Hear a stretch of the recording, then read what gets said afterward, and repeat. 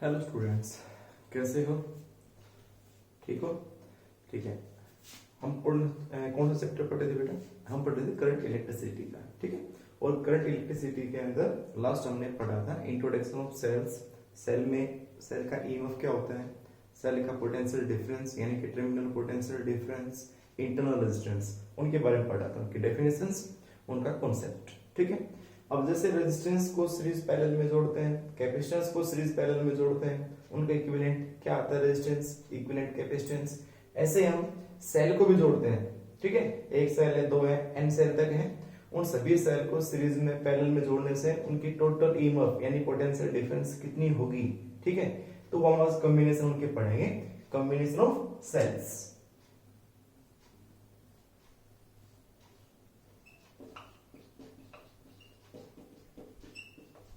combination of cells।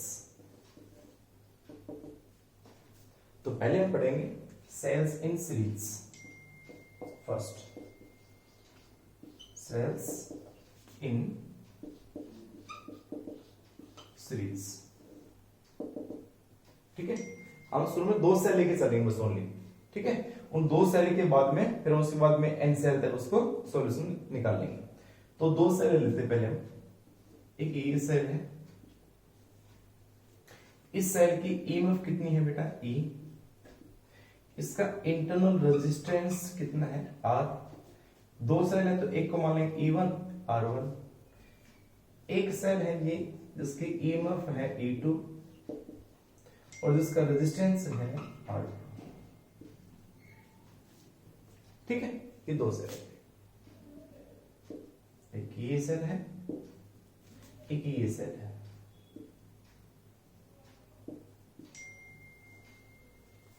ठीक है। और ये पॉइंट मान लेते हैं ए, ये पॉइंट मान लेते हैं बी। हम इस ए और बी के बीच की इक्विवेलेंट ईएमएफ, इक्विवेलेंट रेजिस्टेंस कितना होगा? अब आपको पता है करंट किधर फ्लो करेगा? Positive to outward, in the direction of flow positive charge इधर आएगा। दोनों के दोनों एक ही वायर में है यानी कि सीरीज में है, तो दोनों में करंट सेम होगा, करंट आई होगा। मैं बीच में कोई पॉइंट मान लेता हूं, यह पॉइंट मान लिया मैंने सी। अब मुझे निकालना है potential difference between the point A and B, है ना? पोटेंशियल डिफरेंस निकालना है between point A and B. तो किसके इक्वल आएगा बेटा? पोटेंशियल डिफरेंस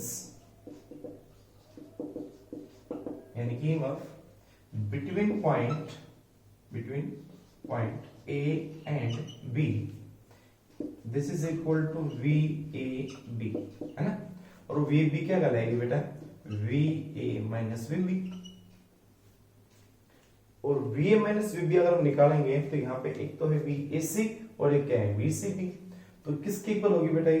ये इक्वल हो जाएगी VAC के और प्लस VCB के, इन दोनों पोटेंशियल डिफरेंस का सम। इसके अक्रॉस कितनी पोटेंशियल डिफरेंस है, इसके अक्रॉस कितनी पोटेंशियल डिफरेंस है, उन दोनों पोटेंशियल को क्या कर दोगे? ऐड करोगे तो आ जाएगी net potential difference between point A and B. अब आपको सर कैसे, तो आप करके देखो। देखो पहले निकालते VAC, VAC potential difference between A and C, A and C, VAC। VAC क्या कहलाएगा? VA minus VC। और हमने फर्स्ट लेक्चर के अंदर इसका जो पहला लेक्चर था सेल का, उसके अंदर हमने क्या पढ़ा था? टर्मिनल पोटेंशियल डिफरेंस क्या था बेटा? Between two points. और अगर सेल से करंट ड्रॉ हो रहा है, एक था सेल में करंट जा रहा था, एक में सेल से करंट आ रहा था, मींस एक में सेल क्या करेगा? डिलीवर करेगा करंट को, डिलीवर मतलब ड्रॉ करेगा करंट में। और एक में क्या था? सेल को चार्ज कर रहे थे हम, तो सेल को चार्ज कर रहे तो सेल के अंदर क्या जा रहा था? करंट जा रहा था बेटा। और सेल अगर करंट ड्रॉ करता है तो करंट कहां आ रहा था? बाहर। तो ये पहला वाला कॉन्सेप्ट में देखना, अगर सेल से करंट ड्रॉ हो रहा था तो वहां टर्मिनल पोटेंशियल डिफरेंस ये था बेटा E minus I R, E minus I R. ठीक है। और अगर सेल में करंट जा रहा था तो था E प्लस आई आर। ठीक है। तो बताओ पहला वाला सेल है तो ये हो जाएगा E1, करंट सेम है दोनों में, I रेजिस्टेंस हो गया R, एक हो गया। ठीक है। सेम ऐसे ही आप निकालोगे VBC, potential difference between C and B, C and B, this is equal to VC minus VB is equal to, ऐसे इस सेल से करंट बाहर आ रहा है, ड्रॉ करें करंट की, तो ये आ जाएगा E2 minus IR2, equation number 3। अब इन दोनों को ऐड करके देखो, VSC और VCB अगर ऐड करके देखोगे तो यहां से VC माइनस यहाँ VC प्लस क्या हो जाएगा, कैंसिल क्या बचेगा, VA माइनस VB, और ये तो हमें निकालना था। तो VA माइनस VB क्या VSC और VCB के सम के बराबर नहीं है ना? इन दोनों को ऐड करोगे तो ये हो जाएगा कैंसिल। तो इसका मतलब from first second and third क्या बनेगा, मतलब first second and third VAB किसके इक्वल है, इन दोनों का सम, तो इन दोनों का सम कर दो, तो ये आ जाएगा E1 प्लस लिख दो यहाँ पे E2, ठीक है। इन दोनों को ऐड करोगे तो इन दोनों में क्या कॉमन है, I, तो E1 plus E2 minus I, और ये बन जाएगा R1 प्लस R2, ठीक है। ये आ गई इक्वेशन नंबर 4। कोई दिक्कत यहां तक, ठीक है ना? हम दोनों को ऐड कर दिया तो E1 प्लस E2 हुआ, माइनस ऑफ I कॉमन हो गया, अंदर बचे R1 प्लस R2। अब क्या किया जाए, अब इन दोनों सेल को रिप्लेस करके हम एक सेल मान लेते हैं जिसकी ईएमएफ E इक्विवेलेंट है और रेजिस्टेंस R इक्विवेलेंट है, मतलब नेट रेजिस्टेंस और नेट ईएमएफ मान लेते हैं। इन दोनों को रिप्लेस करके एक सिंगल सेल कर लेते हैं। पहले आप इसको नोट करें अच्छे से, ठीक है। तो मैं क्या करूं, अब मैं इसको हटा के if we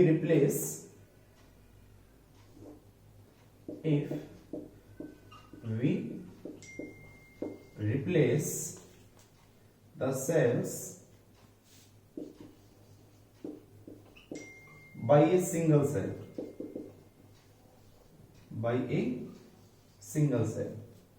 तो क्या होगा बेटा, ये एक सेल होगा सिंगल, ये उसका रेजिस्टेंस होगा, पॉइंट वही दोनों के बीच का A और B के बीच का A और B, जिसकी ईएमएफ है E इक्विवेलेंट नेट और रेजिस्टेंस है R इक्विवेलेंट। ये एक सेल हम ले लिया उन सभी सेल की जगह, और करंट सेम वही, तो इसके बीच की पोटेंशियल डिफरेंस कितनी होगी, VAB, then VAB equal to, note कर इसको, then VAB is equal to, मिटा दो इसको, मैं हटा दो, ठीक है। देखो बेटा VAB जो आ जाएगी, VAB then VAB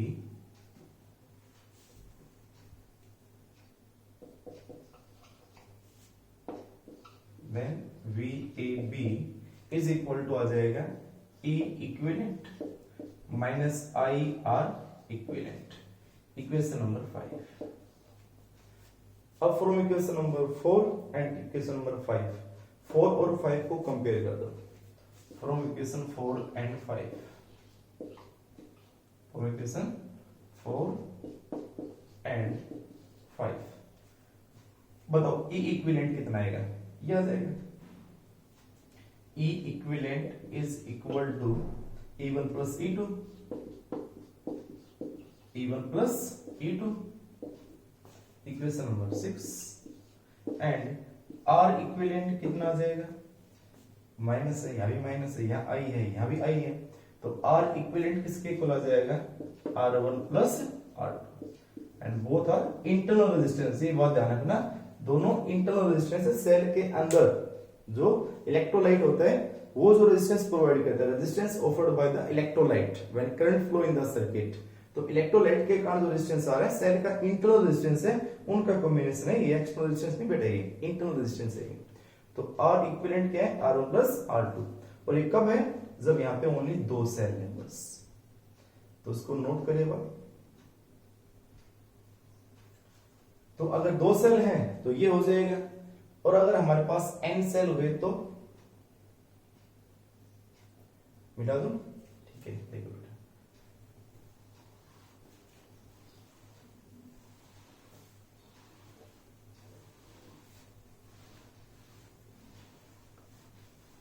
if there are n cells.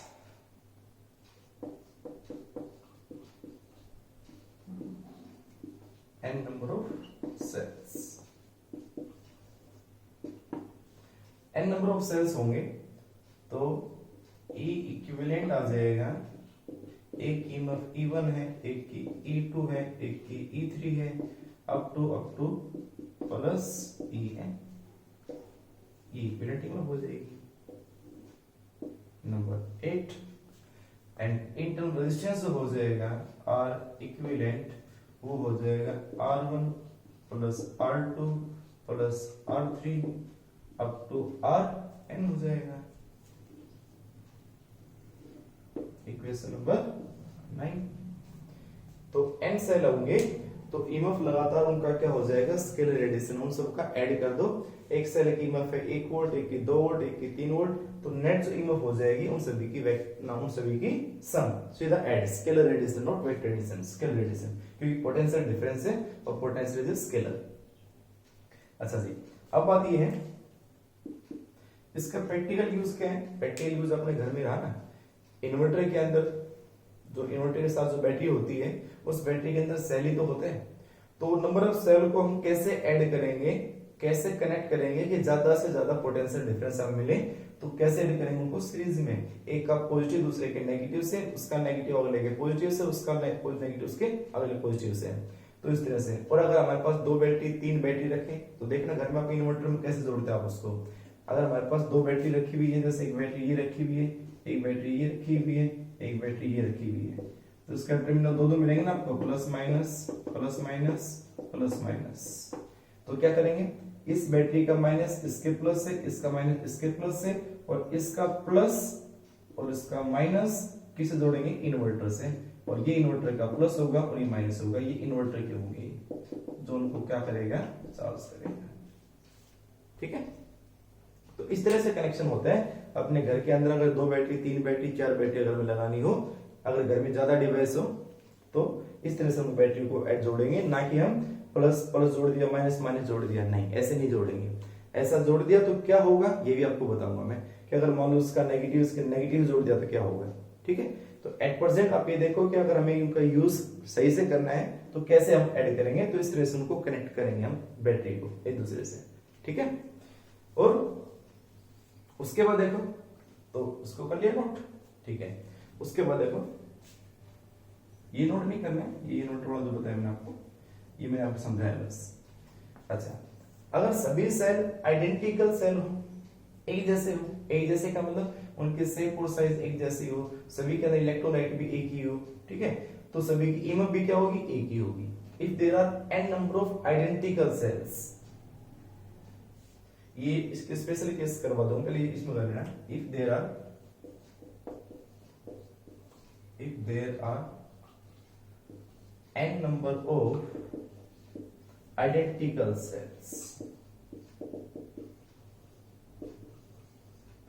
अगर हमारे पास वो जो सेल हो वो सारे के सारे आइडेंटिकल हो, एक जैसे हो, of same EMF E and resistance R, तो इक्विवेलेंट ईएमएफ कितनी होगी बेटा बताना, E plus E up to E, आगे जोड़ते चले जाओगे कितना बन जाएगा,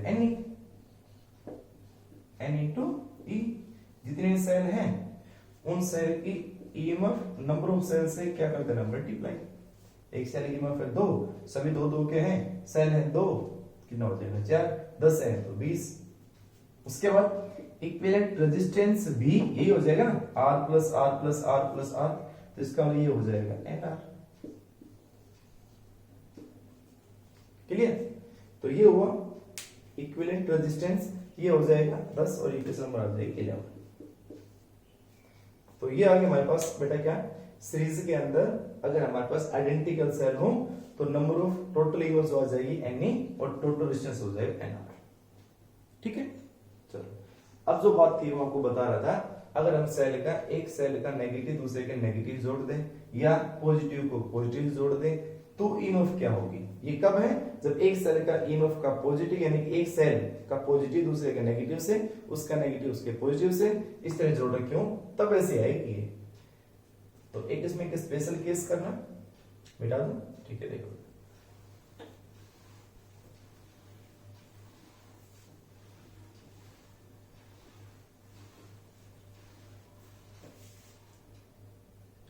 इसमें एक स्पेशल केस करना है।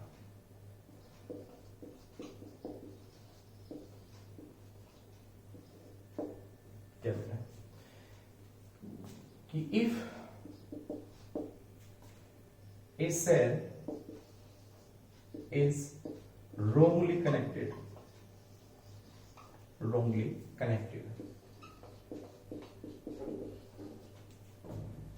in circuit। wrongly connected का मतलब क्या होता है? wrongly connected का मतलब है that is negative terminal of a cell is connected with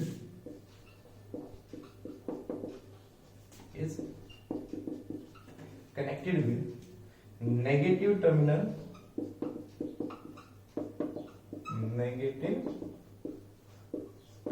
of another cell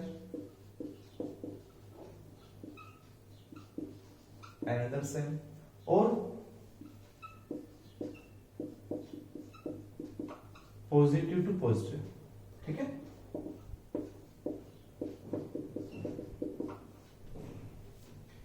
कहोगे कैसे?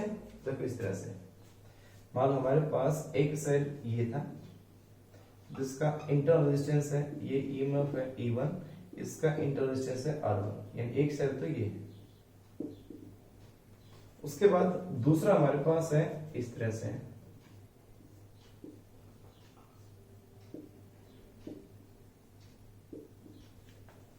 इसकी ईएमएफ है E2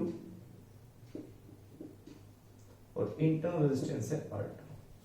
वही दो पॉइंट है, ये पॉइंट हो गया A, ये पॉइंट B मान हुए और बीच का पॉइंट क्या लिया हमने C। ठीक है बेटा, ये कनेक्शन अगर ऐसे हो जाए और इसमें कंडीशन क्या है कि इफ E1 सेल जो दे रखा है फर्स्ट सेल है उसकी ईएमएफ जाता है किससे? E2 से। क्योंकि अगर इस तरह से कनेक्शन जुड़ जाए तो इन दोनों में देखो करंट तो एक ही डायरेक्शन फ्लो करेगा ना, या तो इधर जाएगा या फिर इधर जाएगा, क्योंकि वायर तो एक ही है। एक ही वायर में करंट की दो डायरेक्शन नहीं हो सकती, तो या तो लेफ्ट टू राइट या राइट टू लेफ्ट। तो किस तरह से आएगी वो डिपेंड करेगा किस सेल की ईएमएफ ज्यादा है। तो किस सेल की ईएमएफ ज्यादा है, मान लो E1 की ज्यादा है, तो किसके कारण करंट फ्लो करेगा? E1 के कारण। इसका मतलब पॉजिटिव इसका क्या है, तो इधर आई करंट, तो करंट इधर फ्लो करेगा, आई करंट। ठीक है, अगर E2 की ज्यादा होती तो E2 इसका पॉजिटिव इधर है तो करंट इधर फ्लो करता। ये बात ध्यान रखना, आगे हम इसके न्यूमेरिकल्स करेंगे तो देखो अच्छे से। ठीक है, तो अगर E1 की ज्यादा है तो E1 के करंट आ जाएगा, E1 से करंट आ जाएगा। E2 की ज्यादा है तो E2 से करंट आ जाएगा। अब बताओ potential difference between A and B कितना आएगा? तो भाई A और C का तो वही होगा सेम। ठीक है, V A B हमें निकालना है, तो किसके इक्वल होगा? VAC और VCB इन दोनों के सम के इक्वल। VAC तो सेम है। अब इसको स्टार्ट करते स्पेशली कैसे, इसको फिर से स्टार्ट कर देता हूं इक्वेशन फर्स्ट से। तो VAC तो वही है बेटा, क्या? E1 minus IR1। ठीक है, VCB जो होगा ना, VCB वो हो जाएगा माइनस E2। ये क्या आ जाएगा? Minus E2 and minus of IR2। ये बन जाएगा बेटा। ये मत कर सर प्लस कर दो ना, क्योंकि करंट इसके अंदर जा नहीं रहा, इससे करंट आ ही रहा है, इससे जा रहा है आ रहा है, तो यहाँ पे क्या आएगा? Minus of E2। Terminal change हो गया, नेगेटिव टू नेगेटिव है, तो minus E2 and minus IR2 ये बनेगा। तो अब इन दोनों का सम करोगे तो किसके इक्वल आ जाएगा? VAB के इक्वल आ जाएगा। नोट करो उसके ऊपर आप। ठीक है, तो बताओ क्या है इसके अंदर।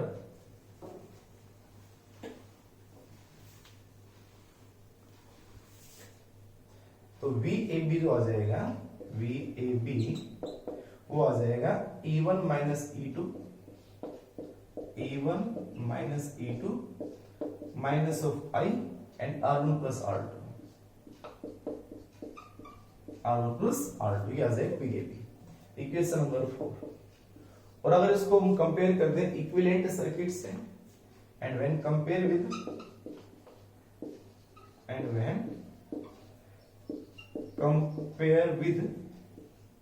Equivalent circuit. इक्विवेलेंट सर्किट कौन सी थी बेटा? जिसमें हमने सभी सेल को रिप्लेस करके एक सिंगल सेल लिया था जिसकी ईएमएफ इक्विवेलेंट थी, रेजिस्टेंस आर इक्विवेलेंट था। तो उसके बाद में जो इक्विवेलेंट ईएमएफ आ जाएगी वो ये हो जाएगी, ई इक्विवेलेंट हो जाएगी E1 माइनस E2, ठीक है, और आर इक्विवेलेंट हो जाएगा R1 प्लस R2। अब बताओ आप घर पे बैटरी को कैसे जोड़ना चाहोगे, सेल को किस तरह जोड़ना चाहोगे? चाहे वो टॉर्च हो, टॉर्च के अंदर सेल जोड़ने हो, चाहे रिमोट हो उसके सेल जोड़ने हो, 2-3 सेल 4 सेल के में होते हैं ना, जुड़ते हैं। तो उनमें कॉम्बिनेशन कैसे होता है?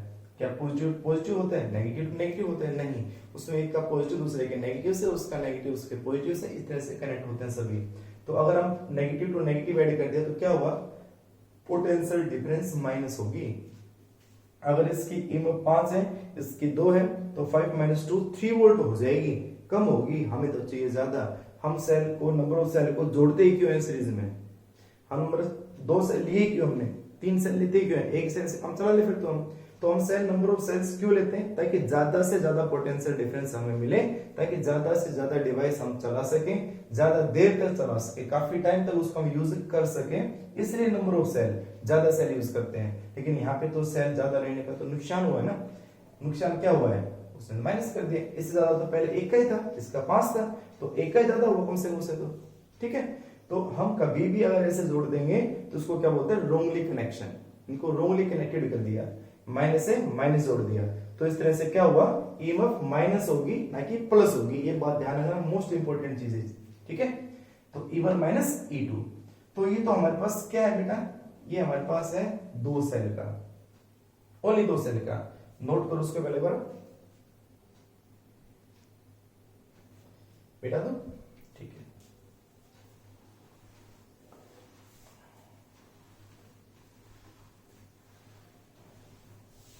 और अगर मान लो दोनों सेल की कीमत बराबर होगी तो 0 हो जाएगी, है ना। If E1 equal to E2, तो नेट जो ईएमएफ आ जाएगी, नेट ईएमएफ आ जाएगी वो क्या आ जाएगी? 0। लेकिन आइडेंटिकल सेल हो गए, लेकिन जो रेजिस्टेंस आ जाएगा R इक्विवेलेंट, वो R प्लस R कितना बन जाएगा? 2R। क्या बन जाएगा? 2R फॉर 2 आइडेंटिकल के लिए, ये कंडीशन है। तो ऐसे ही अगर मान लो हमारे पास एक सेल उल्टा जुड़ा, आइडेंटिकल सेल है मान सभी, ठीक है, मैं लिख देता हूं यहां पे, if there are identical cells, if there are 2 identical cells, पिछली लाइन मत लिखना, ये लाइन लिखना, आइडेंटिकल सेल्स। तो आइडेंटिकल सेल अगर हुए और रोंगली कनेक्टेड हुए तो E इक्विवेलेंट तो हो जाएगा 0 और R इक्विवेलेंट हो जाएगा 2R। कितना हो जाएगा? 2R। यानी रेजिस्टेंस लगातार बढ़ता चला जाएगा, रेजिस्टेंस उसका बढ़ेगा, लेकिन ईएमएफ उसकी कितनी हो जाएगी? 0, ठीक है। तो ये हमने सेल जोड़ा था एक उल्टा। अब अगर मैं इसका एक आंसर, एक छोटा सा क्वेश्चन बनता है, छोटा शॉर्टकट इसमें, जैसे मैं आपको ये कहूं कि भाई एक सेल ये हो गया, एक सेल ये हो गया, 2 सेल तो क्या हो सीधा 1 माइनस हो गया, और एक सेल मैंने इसको उल्टा कर दिया, ठीक है। इसकी ईएमएफ है E, इसकी ईएमएफ है E, और इसकी ईएमएफ कितनी है E।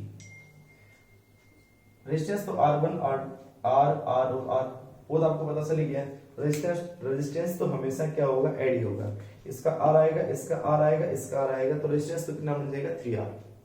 इंटरनल रेजिस्टेंस कितना बन जाएगा? 3R। हम बात किसकी करेंगे? पोटेंशियल डिफरेंस की। तो बताओ इन 3 सेल के लिए अब इक्विवेलेंट ईएमएफ कितनी होगी? कितनी आएगी बताओ? इसकी भी E है, इसकी भी E है। ये क्या कर दिया? रोंगली कनेक्टेड कर दिया, तो कितना आ जाएगा?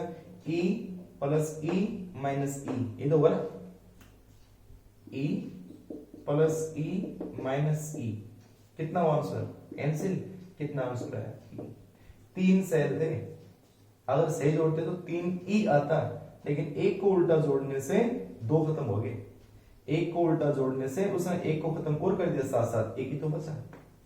ऐसे मान लो मेरे पास अगर 5 सेल है,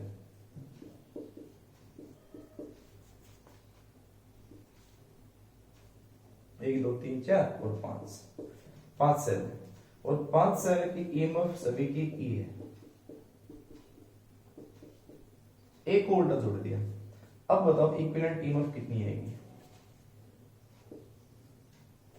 कितनी आ जाएगी, E plus E plus E plus E minus E, E plus E plus E plus E minus E, कैसे, कितना बचा 3। तो हमारा जो आंसर आया वो आया 3। 5 थे, सही जोड़ता तो 5 ई आता, 5 ई, और उल्टा जोड़ दिया तो कितना है, 4 भी नहीं आया, उल्टा जोड़ा तो 3 ही आया, मतलब उसने खुद तो उल्टा जोड़ा तो खुद तो खराब हुआ ही, उसके साथ एक और भी खराब हो गया, एक और भी खत्म हो गया। इसका मतलब एक सेल के उल्टा जोड़ने से 2 सेल खराब होते हैं, 2 सेल जोड़ेंगे तो 4 सेल खराब होंगे। अगर 2 उल्टा जोड़ देता मैं, अगर इसको भी नेगेटिव जोड़ देता मैं, ये भी नेगेटिव होता, ये भी नेगेटिव होता, तो 2 सेल जोड़ता उल्टा तो एक और उल्टा हो जाता है यहाँ पे, तो उसने 2 सेल और खराब होते हैं, तो क्या आंसर आता है, ये आता है। तो एक उल्टा जोड़ोगे तो 2 सेल खराब होंगे, 2 उल्टा जोड़ोगे तो 4 सेल खराब होंगे, 2 खुद तो है, 2 साथ वाले और खराब करेंगे वहां पे। तो टोटल ईएमएफ क्या होगी इन तरह से, 3 जोड़ा तो 5 7 6 कैसे जोड़े, तो अब एक सीधा सा फॉर्मूला हम क्या यूज करें, अगर हमारे पास, अब मैं लिखता हूं, ये मत लिखना, अगर आपको ठीक है समझ में, ये समझ में नहीं आ रहा, हम लास्ट फॉर्मूला क्यों लिखे डायरेक्ट, तो आप लिख सकते हो ऐसे। तो क्या होगा बेटा, देखो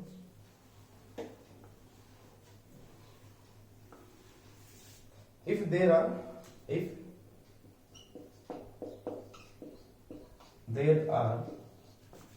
m number of cells are wrongly connected,